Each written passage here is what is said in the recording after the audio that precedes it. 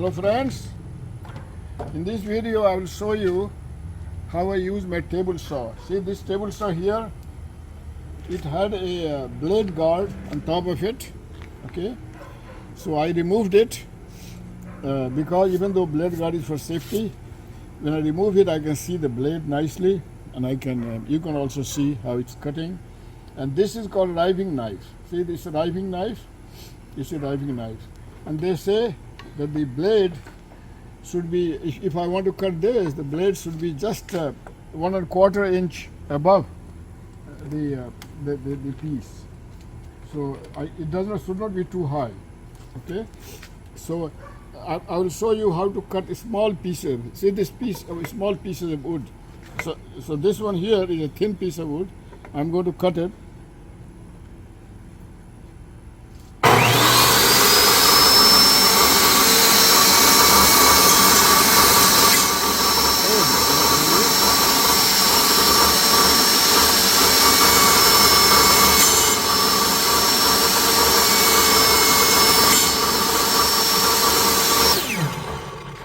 See these pieces of wood, they flew very far in that direction, okay?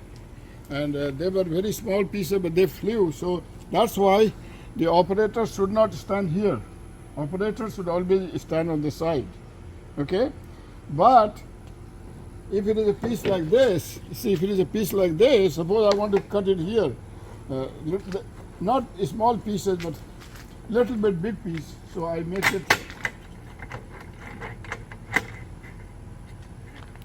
Suppose I want to cut in the middle, so suppose I want to cut this piece in the middle. So let's see. So instead of holding it with the hand, this push block helps. I can put this here. I can put this here, and so that way it will support. Okay, it will support the piece. So let's try it.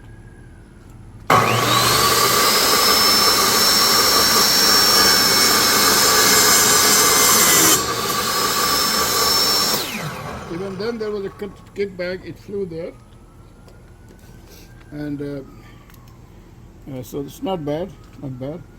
So now let me show you something. See this piece of wood, it has a nail here. So if I try to rip it, in the middle, okay, and if in the middle the nail is there, so nail will hit the blade, and it will give serious kickback. So I don't want to do that, okay? But I can cut it in the middle. I can cut it in the middle. So let's see.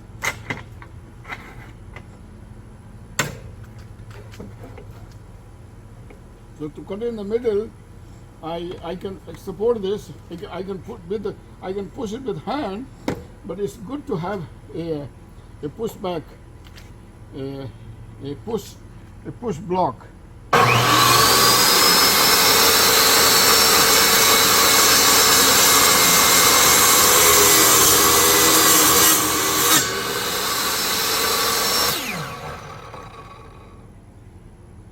See it. This was not a thorough cut because the blade was too low, so I'm going to raise it a little bit, and I will try again. Okay, so now I'll push it up.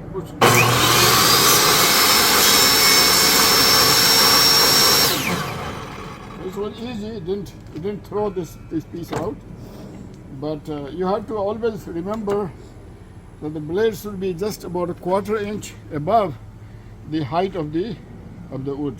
Okay. Now let's see this one here. This one is a good piece of wood, no warping. It's not wet. So let's suppose I want to rip it in the middle. So let's bring it here,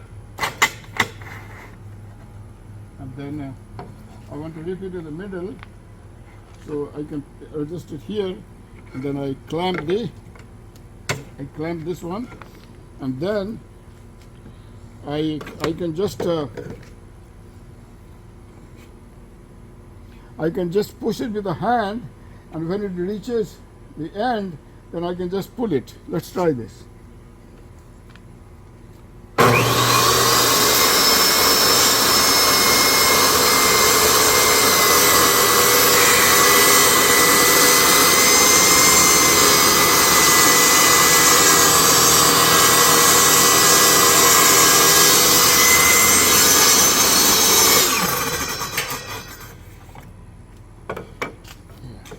Okay, so it cut it. So this is how you cut it. Now this one, let's suppose I want to cut it into half again. So, let's bring it closer and see where I want to cut it. So I want to cut it a little bit more closer. But the problem is that if this part here cut is too narrow, it might fall into the hole here. Okay, so keep that in mind. So it's also important to keep that in mind. So I will just push it from front, and then when it reaches this side, then I will pull it. Okay, so let's try.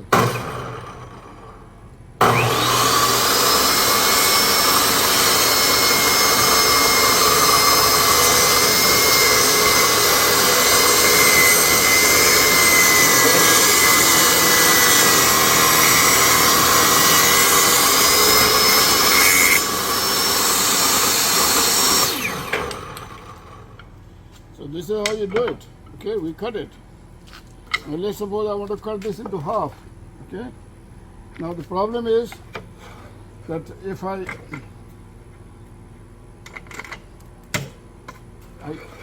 cut it, this is fine. It will cut it, but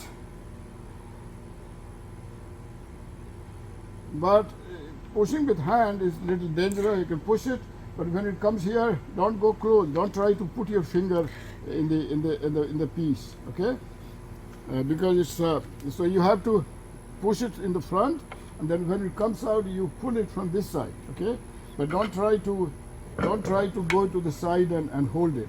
Okay, that's where sometimes this push block can help. Like for example, this one here, I can just hold it and support it. Okay, so I can use both the hand and this. I can draw. Let's try this.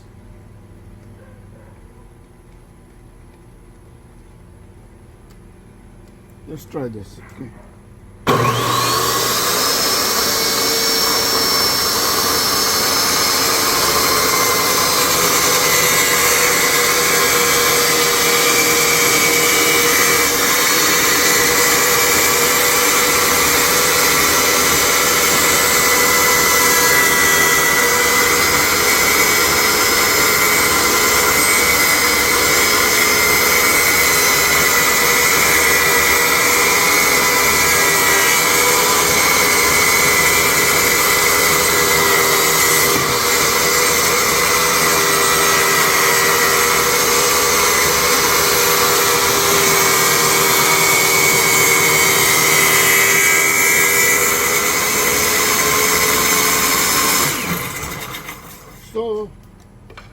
So this kind of push block is very helpful.